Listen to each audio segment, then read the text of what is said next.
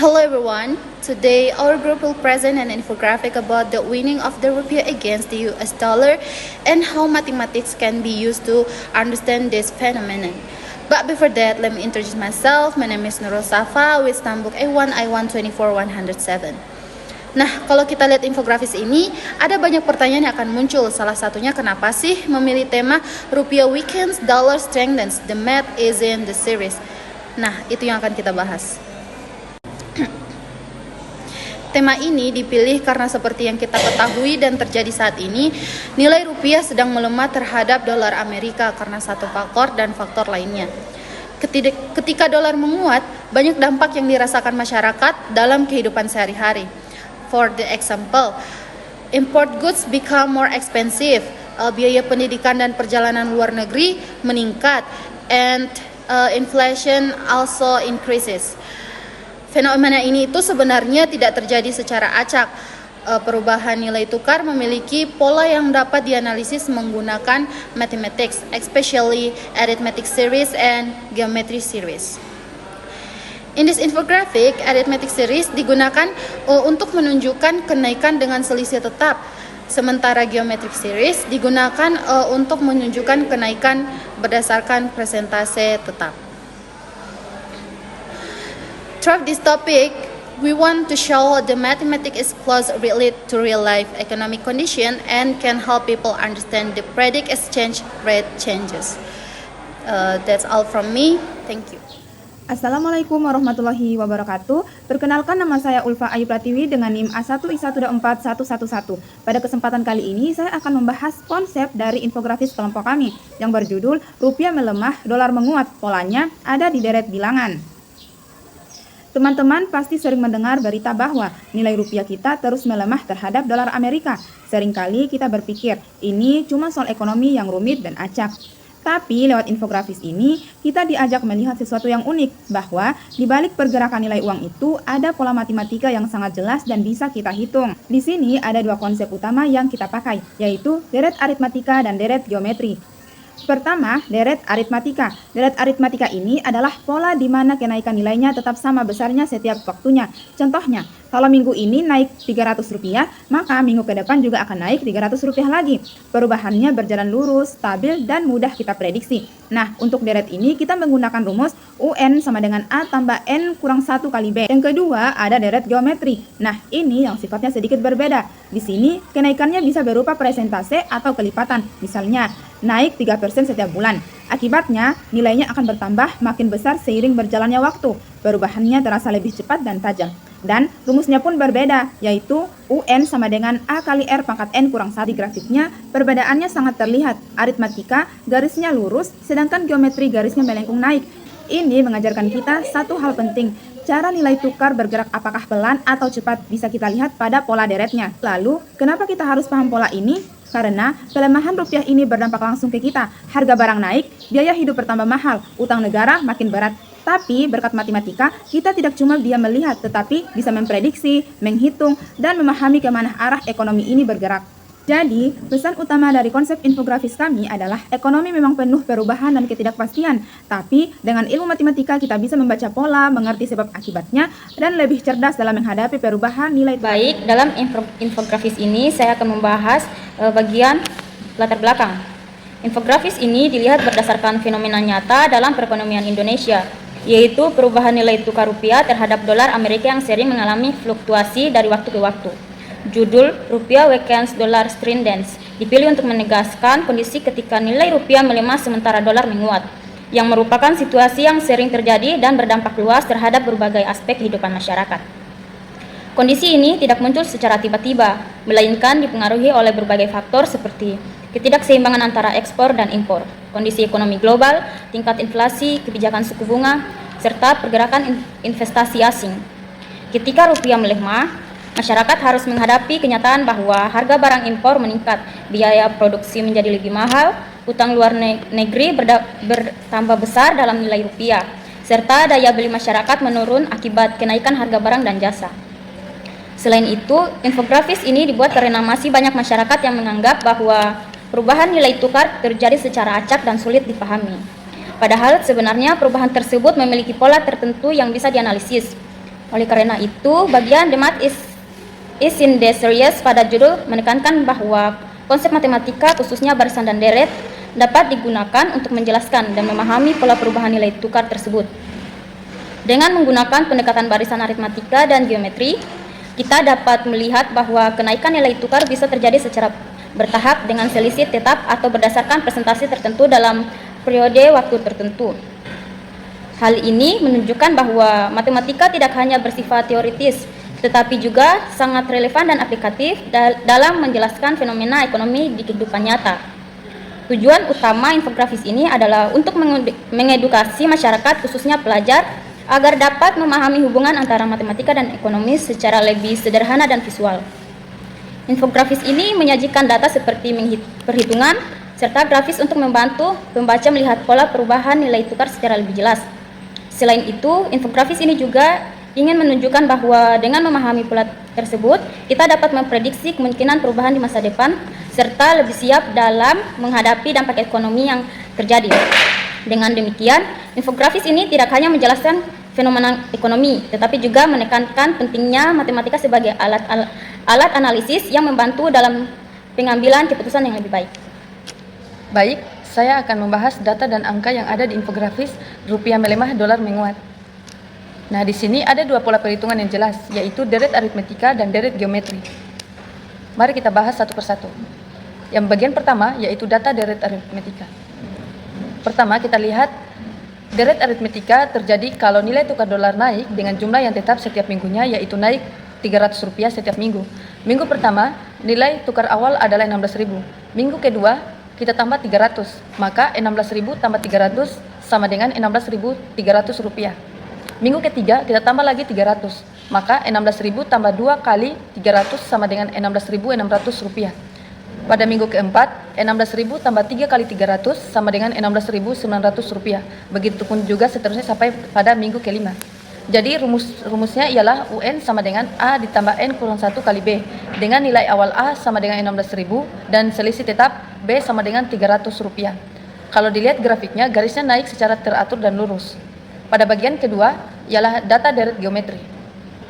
Deret geometri terjadi kalau kenaikannya dalam bentuk persentase. Di sini contohnya naik 3% setiap bulan. Pada bulan pertama, nilai awal tetap adalah Rp16.000.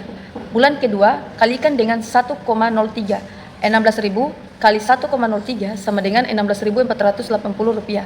Pada bulan ketiga, 16.480 kali 1,03 sama dengan Rp16.974. Begitupun juga pada bulan keempat dan kelima. Jadi, rumusnya adalah UN sama dengan A kali R pangkat N kurang 1 dengan nilai awal A sama dengan 16.000 dan rasio pengali R sama dengan 1,03. Nah, kalau dilihat grafiknya, kenaikannya makin lama makin tinggi dan melengkung karena persentase itu nilainya bertambah terus. Nah, itulah seluruh data dan angka yang ada di infografis. Kita bisa lihat bedanya, aritmetika itu kenaikan tetap jumlahnya, sedangkan geometri itu kenaikan tetap persentasenya. Dengan data ini, kita bisa memprediksi berapa nilai tukar di minggu atau bulan berikutnya. Mari kita membahas tentang the impact of a weak rupiah atau dampak dari melemahnya mata uang kita terhadap ekonomi nasional dan juga kehidupan sehari-hari.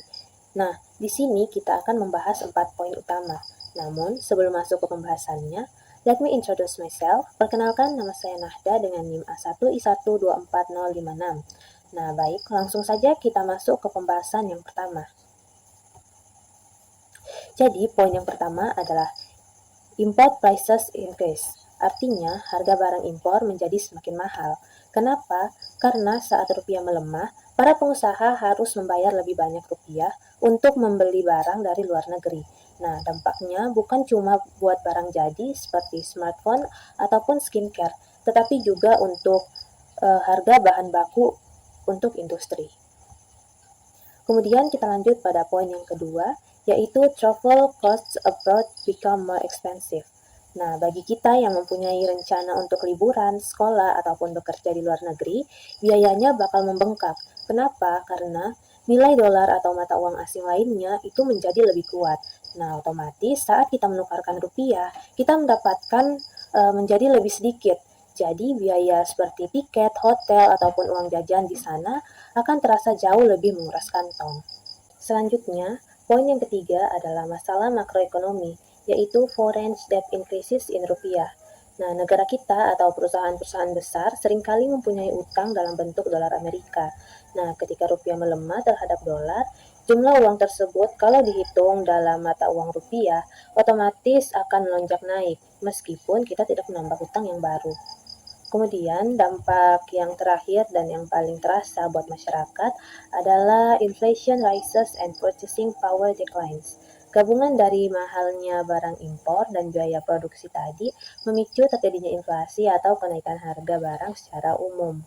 Ketika harga-harga naik tetapi pendapatan kita tetap sama, maka purchasing power atau daya beli kita akan ikut menurun. Contohnya saja, ketika kita mempunyai uang 100.000 yang tadinya bisa membeli banyak barang, sekarang cuma dapat digunakan untuk membeli beberapa barang saja.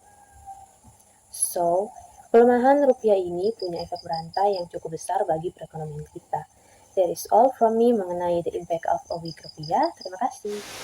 Hello everyone, let me introduce myself. My name is Anggi Dulestari. My student ID number is A1I12486.